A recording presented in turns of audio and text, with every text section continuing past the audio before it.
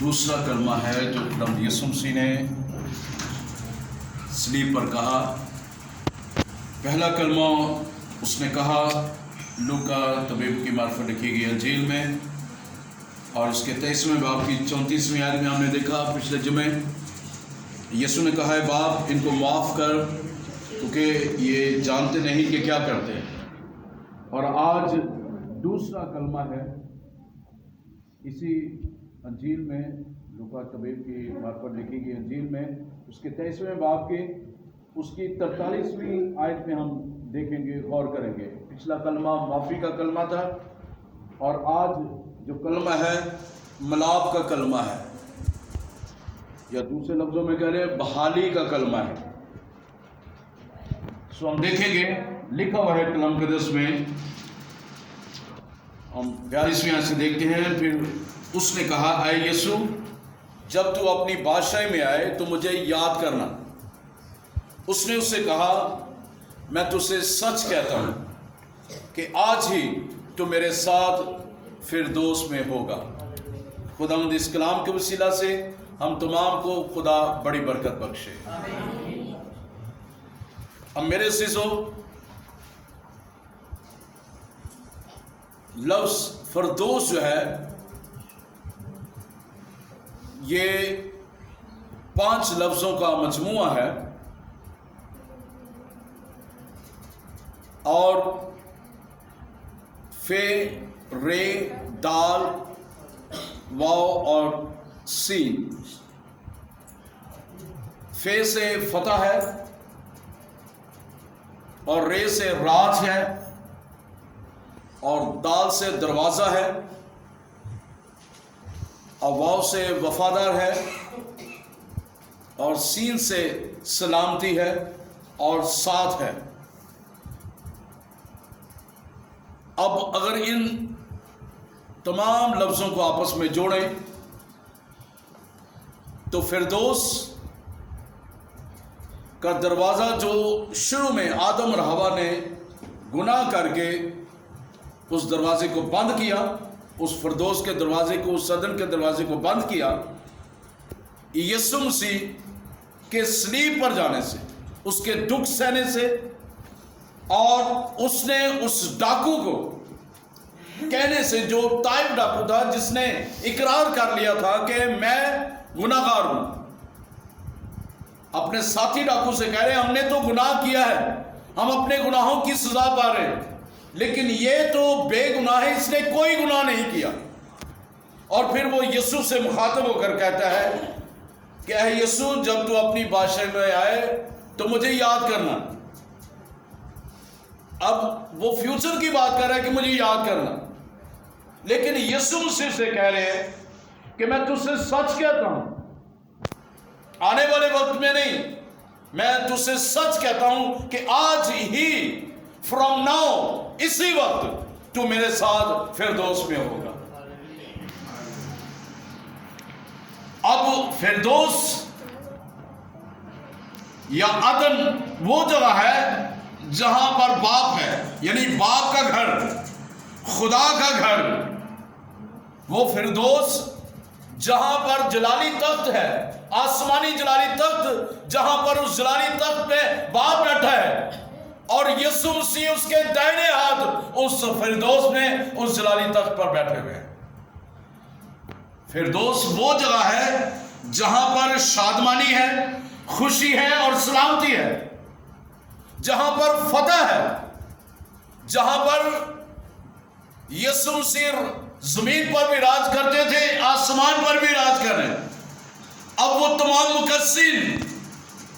جس میں موسیٰ ہے، ابراہیم ہے، اسحاق ہے، یعقوب ہے، انبیاء کرام ہیں، نبی ہیں، تمام کے تمام وہ جو باپ کے ساتھ بیٹھے ہوئے ہیں اور جو راج کر رہے ہیں، اور اس کو بھی دعوت دی گئی ہے اور کہا ہے کہ تو آج ہی میرے ساتھ اس فردوس میں میرے ساتھ تو راج کرے گا۔ وہ دروازہ جو بند ہو گیا تھا اب میں نے کھول دیا ہے، میں نے فتح تجھے دے دیا ہے، میں نے اپنی کلیسیا کو، اپنے لوگوں کو فتح دے دیا ہے۔ وہ داخل ہوں گے جو وفادار ہیں، وہ داخل ہوں گے جن کے اندر میری سلامتی ہے، جن کے اندر میرا کلام ہے، جنہوں نے مجھے قبول کیا ہے، جنہوں نے مجھے اعلانیہ ذلیل نہیں کیا، میری تذلیل نہیں کی، مجھے میرے کلام کا لحاظ کیا ہے، میری بات کو مانتے رہے، میرے کلام کو سنتے رہے، میرے ساتھ ساتھ چلتے رہے، میرے خون سے جو جڑے ہیں، میں ان کو فردوس میں رکھوں گا تاکہ وہ بھی میرے ساتھ راج کریں۔ اس نے کہا تو آج ہی میرے ساتھ فردوس میں ہوگا۔ اب اگر دیکھیں لوکا طبیب کی انجیل میں ہی اس کے 15ویں باب کی اس کی 21ویں آیت میں، جب مصرف بیٹا اپنا سب کچھ لے کے چلا جاتا ہے، سب کچھ عیاشی میں اجاڑ دیتا ہے، پھر اسے یاد آتا ہے کہ میرے باپ کے گھر میں بہت سے نوکر چاکر ہیں اور وہ کھاتے پیتے ہیں، تو میں باپ کے پاس جا کر کہوں گا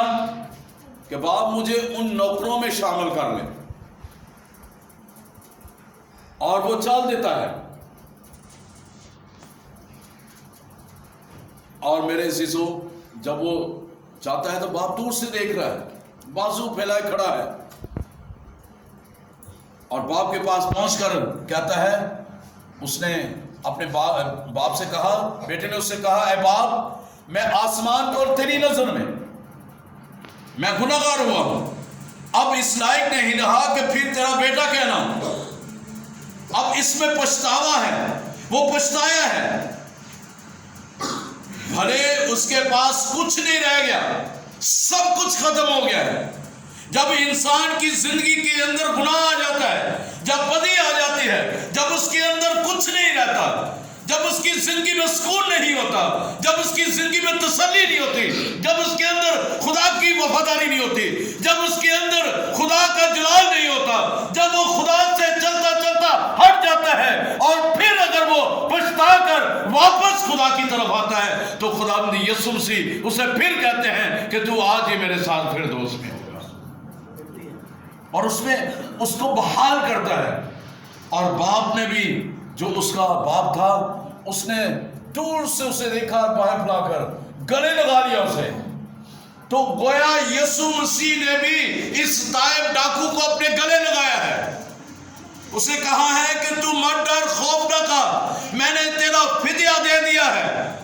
میں نے تیرے سارے گناہوں کو معاف کر دیا ہے، میں نے تجھے نجات دے دی ہے، میں نے تجھے زندگی دے دی ہے، میں نے تیرے سارے گناہوں کو، جو خون ابھی بہہ رہا ہے، اس خون سے میں نے تجھے دھو کر پاک و صاف کر دیا ہے، جو تو اساس گناہ میں مبتلا تھا، اس بوجھ کو لیے ہوئے تھا، میں نے اس بوجھ کو، اس اساس گناہ کو تیرے اوپر سے اتار دیا ہے، اب تو بالکل آزاد ہے، اور میرے خون نے تجھے آزاد کیا۔ تو یقین جانے میرے عزیزو، اگر وہ زندگی کا دروازہ، وہ زندگی کی روٹی، وہ زندگی دینے والا، جس نے کہا راہ اور حق اور میں زندگی میں ہوں، کوئی بھی میرے وسیلہ کے بغیر باپ کے پاس نہیں آتا، اس نے اس زندگی کو جو تباہ حال ہو رہی تھی، اس کو اپنے ساتھ وہ لے گیا ہے، اور وہ جو احساس گناہ میں مبتلا تھا،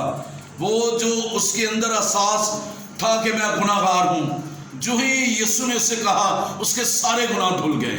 اس کے اندر وہ فردوس کی، وہ عدن کی شادمانی، وہ خوشی دوبارہ اس کے اندر چھلکنا شروع ہو گئی، اسے محسوس ہوا کہ وہ آدم جو عدن سے نکالا گیا گناہ کر کے، وہ آج عدن میں دوبارہ بحال ہو گیا ہے، اسے اپنائیت کا احساس ہوا کہ یسوع نے مجھے میرے سارے گناہوں کو پیٹھ پیچھے پھینک کر مجھے گلے لگا لیا ہے، مجھے اب کسی بھی طرح سے گھبرانے کی ضرورت نہیں ہے۔ اس بھید کو پالوس رسول رومیوں کے خط میں 8ویں باب کے اس کی پہلی آیت میں کہتے ہیں، اس لیے جو مسیح میں ہے اس پہ سزا کا حکم نہیں ہے، کیونکہ وہ سزا تو یسوع مسیح نے اٹھا لی ہے، یسوع مسیح نے ٹوٹلی طور پر جو ہے اس کو آزاد کر دیا ہے، اس لیے جو مسیح میں ہے اس پر سزا کا حکم نہیں ہے۔ تو اب اس ڈاکو کو بھی رہائی مل گئی ہے، اب مصرف بیٹا بھی جو گیا ہے، نافرمانی کر دی ہے، اس کے اندر بے دلی آ گئی ہے. اس نے دیکھا ہے کہ میں محرومی میں ہوں، اس نے دیکھا کہ میں ناکامی میں ہوں، اس نے دیکھا کہ مجھے کوئی پوچھنے والا نہیں ہے، باپ نے نہیں پوچھ رہا کیونکہ میں تو اسے چھوڑا ہے.